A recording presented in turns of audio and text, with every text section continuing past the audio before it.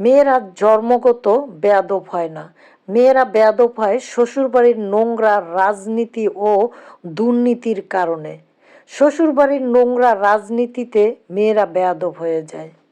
বাবার বাড়ি 18 বছর থাকার পরে গ্রামের মানুষ বলতে পারে না কখনো মেয়েটা খারাপ, অথচ শ্বশুরবাড়ি যাওয়ার পরে 10 দিনের মাথায়, 1 মাসের মাথায় যেতে না যেতে বউয়ের বদনাম শুরু হয়ে যায়। মেয়েটা ভালো না, মেয়েটাকে নিয়ে আসলাম, মেয়েটা ভালো না, আমার বউ ভালো না, আমার ছেলের বউ খারাপ, আমার পুতের বউ খারাপ। তখন বউয়ের বদনাম শুরু হয়ে যায়। দেখা যায় আপনার পিছনে বলছে, আপনার সামনে বলছে। এরকমের মানসিক অত্যাচার করে একটা ছেলের বউকে খারাপ হতে বাধ্য করে।